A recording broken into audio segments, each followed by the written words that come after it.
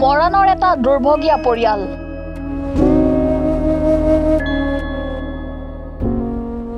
চৰকাৰী আঁচনিয়ে ঢুকি নাপায় পৰিয়ালটোক। গোহালি সদৃশ পৰিৱেশত জীৱন নিৰ্বাহ। উৱলি যোৱা বাঁহৰ বেৰৰ ঘৰটোত আশ্ৰয় পৰিয়ালটোৰ। চৰকাৰৰ উন্নয়নমূলক আঁচনিয়ে নোপোৱা এটা দুৰ্ভগীয়া পৰিয়ালৰ জীৱন সংগ্ৰাম। গোহালি সদৃশ পৰিৱেশত জীৱন নিৰ্বাহ কৰিবলগীয়া হৈছে এইটো দৰিদ্ৰ পৰিয়ালে। এই দৃশ্য টিংখাং সমষ্টিৰ শালমাৰী দীঘলীয়া পঞ্চায়তৰ অন্তৰ্গত কদমনি গাঁৱৰ কুম্ভেশ্বৰ গৌৰৰ বাসগৃহ। উৱলি যোৱা বাঁহৰ বেৰৰ এই ঘৰটোৰ ভিতৰতে জীৱন অতিবাহিত কৰিছে পৰিয়ালটোৱে। এখন টকৌপাতৰ চালি, যিখন চালিত ডাঙৰ ডাঙৰ জলঙাৰে স্পষ্ট ৰূপত দৃশ্যমান হয় নীলা আকাশ। নৱম আৰু সপ্তম শ্ৰেণীত অধ্যয়নৰত দুগৰাকী কন্যাসহ পৰিবাৰৰ সৈতে দিন হাজিৰা কৰি অতি কষ্টৰে জীৱন সংগ্ৰাম চলাই আহিছে কুম্ভেশ্বৰ গৌৰে। এজাক বৰষুণ দিলেই আনৰ ঘৰত আশ্ৰয় ল'বলগীয়া হয় চাৰিজনীয়া পৰিয়ালটোৱে। এটা চৰকাৰী গৃহৰ বাবে বহুবাৰ আবেদন কৰিও আজিলৈকে লাভ নকৰিলে পৰিয়ালটোৱে। চৰকাৰে প্ৰদান কৰা অৰুণোদয় আঁচনিৰ সুফল লাভ কৰা নাই কুম্ভেশ্বৰ গৌৰৰ পত্নীয়ে। ইফালে দুগৰাকী কন্যা সন্তানৰ সুৰক্ষিত ভৱিষ্যতৰ স্বাৰ্থত মানুহ হিচাপে জীয়াই থকাৰ ন্যূনতম সুবিধা দিবৰ বাবে স্থানীয় বিধায়ক তথা মন্ত্ৰী বিমল বৰাক আহ্বান জনাইছে এই বঞ্চিত পৰিয়ালটোৱে। প্ৰাক্তন বিধায়ক এটুৱা মুণ্ডাই কুম্ভেশ্বৰ গৌৰৰ পৰিয়ালটোক সাক্ষাৎ কৰি দুখ দুৰ্দশাৰ বুজ লোৱাৰ লগতে অসহায় পৰিয়ালটোক আৰ্থিক সাহায্যও প্ৰদান কৰে। প্ৰাক্তন বিধায়ক হিচাপে মই আজি আমাৰ দলৰ ব্লক কমিটিৰ জেনেৰেল ছেক্ৰেটাৰীক লৈ আহিলোঁ। এই বাইদেউগৰাকী ইয়াত আছে, ইহঁতৰ ঘৰটোক এনেকুৱা জৰাজীৰ্ণ ৰূপ দেখি আমাক সঁচাকৈ বেয়া লাগিছে। আপুনি কোৱা নিচিনা এনেকুৱাতো আমাৰ সমষ্টিটো বা আমাৰ অসমত বহুত মানুহ আছে, সঁচাকৈ 80% মানুহ আমি দৰিদ্ৰ সীমাৰেখাৰ তলত। এওঁলোকক ভগৱান জানে এতিয়া গভৰ্ণমেণ্টৰ আঁচনি এওঁলোকৰ গাত ঢুকি পাইছে নে নাই পোৱা। আমি আশা কৰিম বৰ্তমানৰ মুখ্যমন্ত্ৰী হিমন্ত বিশ্ব শৰ্মা ডাঙৰীয়াক এই চেগতে আহ্বান জনাম যে আমাৰ এনেকুৱা বাধ্যকবিলাককহে লাখপতি কৰিব পাৰিলে ভাল। এওঁলোকৰ ঘৰ নাই, এওঁলোকৰ ভালকৈ চলিবলৈ সুবিধা নাই, এনেকুৱাবিলাকক লাখপতি কৰক। ইয়াৰ স্থানীয় MLA গৰাকীক বুজাওক যে আঁচনিবিলাক এই ৰাজনীতিকৰণ কৰাতকৈ, গেৰুৱাকৰণ কৰাতকৈ দুখীয়া ৰাইজৰ মাজত লৈ যোৱাটোক আগভাগ দিয়ক।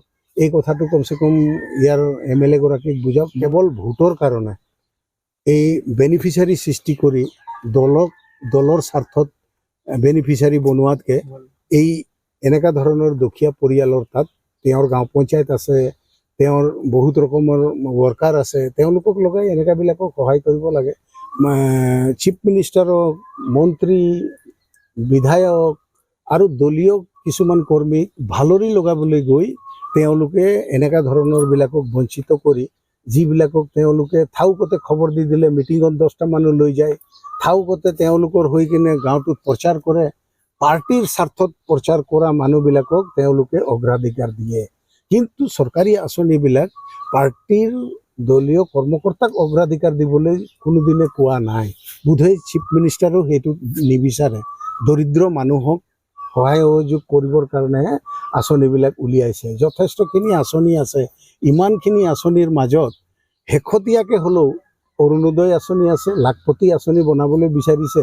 এই বাইদেউগৰাকীক যদি লাখপতি আঁচনিত অন্তৰ্ভুক্ত কৰি দিয়ে, অৰুণোদয়ত যদি অন্তৰ্ভুক্ত কৰি দিয়ে, নথৈ সুখী হ'ম। আজিৰ পৰা কিছুদিন আগত মই এফালে ঘূৰিবলৈ আহিছিলোঁ। আহি থাকোঁতে এইখন ঘৰত দেখিলোঁ যে ঘৰখন বাহিৰৰ পৰা যিটো অৱস্থা দেখিলোঁ, তো ঘৰখন অৱস্থা দেখি মই ভিতৰত যেতিয়া সোমালোঁ তো দেখিলোঁ মানে কি হ'ল, একেবাৰে ভিতৰৰ পৰা দিনতে তৰা দেখিব পৰা এটা অৱস্থা। তো ঘৰখনত যিহেতু 4গৰাকী মেম্বাৰ থাকে, ল'ৰা ছোৱালী 2টা, তাৰপিছত আকৌ হাজবেণ্ড ৱাইফ থাকে। তো যেতিয়া দেখিলোঁ এনেকুৱা অৱস্থাত মানে কি হ'ল, এনেকুৱা এডোখৰ জেগা নাই য'ত নেকি ভালকৈ বৰষুণ এজাক দিলে তাত থিয় হ'ব পাৰি। তো তেনে ক্ষেত্ৰত সিহঁতৰ ঘৰৰ পৰিয়ালক যেতিয়া সোধ-পোছ কৰিলে তেতিয়া তেখেতসকলে কৈছে যে যেতিয়া বৰষুণ দিয়ে, এজাক বৰষুণ দিলে আমি গৈ পিনে বেলেগৰ ঘৰত থাকিব লগা হয়। তো মই তেতিয়া দেখিলোঁ ছোৱালী এজনী ক্লাছ 9ত পঢ়া, এজনী 7ত পঢ়া, জীয়ৰী ছোৱালী।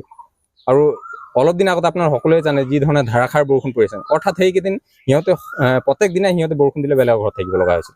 চ' তেনে ক্ষেত্ৰত সিহঁতৰ ঘৰৰ লগত কথা বতৰা পাতিলোঁ আৰু ঘৰৰ বিষয়ববীয়াসকলে, মুৰব্বীসকলে মোক আহ্বান জনালে যে বোলে যদি কিবা পাৰে আপোনালোকে অলপ সহায় কৰক। যি আমাৰ প্ৰাক্তন বিধায়ক শ্ৰদ্ধাৰ ৰেতমা মুণ্ডা ডাঙৰীয়া দেৱৰ লগত মই অলপ কথা পাতিছিলোঁ আৰু তেখেতো আজি আহি উপস্থিত হ'লহি আৰু এইটো চাগত তেখেতক ধন্যবাদ জনাইছোঁ আৰু তেখেতে আহি পিনে কিঞ্চিত আৰ্থিক সাহায্য আগবঢ়াইছে য'ত নেকি তেখেতসকলে অন্ততঃ এই ঘৰখনৰ চাৰিওবেৰ দিয়াৰ বাবে তেখেতসকলে সক্ষম হয়।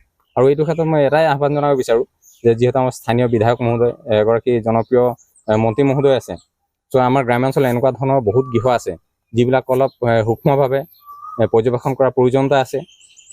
অন্যথা এনেধৰণে আমি ক'ৰবাত জয়ঢোল কোবাই থাকিলে আমাৰ এনেধৰণে আমাৰ ডাঙৰ ডাঙৰ কিবা কথা কৈ থাকিলে এনেকুৱা ধৰণৰ যিবিলাক আমাৰ সৰ্বসাধাৰণ ৰাইজ আছে তেখেতে বহুত কষ্টত আজি তাৰিখতো জীয়াই আছে। পাই আছে ন মানুহকেইটা ঘৰ পাইছে। ইমান দিন হ'ল এইটো এপ্লাই কৰিলো ন 3-4 বাৰ কিন্তু ঘৰ এপ্লাই তাৰপৰা সেই পইচা পাইছে হেৰিত নাচনি পইচাটো এইটো পোৱা নাই। কৰিছিলো নাই পোৱা। তাৰপৰা ঘৰটো এপ্লাই কৰিছিলো নাই পোৱা সেইটো। তাৰপৰা মোৰ মানুহজনৰ মাকৰ ভাগত আহিছিলে ঘৰ এবাৰ, তাই ঢুকালে ন কেইবা বছৰ হ'ল যে ঘৰটো ঘূৰি গ'ল বুলি ক'লে আকৌ সেইটোও নিদিলে। অসুবিধা হৈছে আকৌ থাকিবলৈ বনাই খাব জেগা নাই, থবলৈ জেগা নাই, কিতাপখিনি কাপোৰ থবলৈ জেগা নাই। থাকো সেনেকুৱা কেইবাদিনতো হ'ল বাই ঘৰতে গৈছিলো। এতিয়া মানুহটো তং কৰে নগলে কাজিয়া কৰে সেনেকে। সৰুতো নাই এনেকুৱা সেই 9 ক্লাছ পঢ়ি আছে, এজনী 7ত পঢ়িছে দুজনী। তেখেতলোকৰ কিতাপবোৰ ক'ত থয়? এইটো সৰু মৰু এনেকুৱা জেগাতে থৈ দিওঁ আৰু কাপোৰবোৰ ঢাকি দিওঁ। এনেকে ডকুমেণ্টছ খিনি কিমান বেয়া হৈ গ'ল, বাকচত থৈছিলো পানী পাই বাগানলৈ গৈছিলো তেতিয়া আহি দেখিছো চব বেয়া হৈ গ'ল। এনেকে এটা বস্তু বেয়া হৈ আছে, কাপোৰ কানিও। চৰকাৰলৈ কিবা পাৰিছে হ'লে আপোনালোকে সোনকালে আৰু সহায় কৰি দিয়ক, সোনকালে ঘৰটো উলিয়াই দিয়ক পাৰিছে হ'লে আপুনি। মৰাণৰ পৰা ৰাজু মিশ্ৰৰ ৰিপৰ্ট, এনি ভাৰত 24।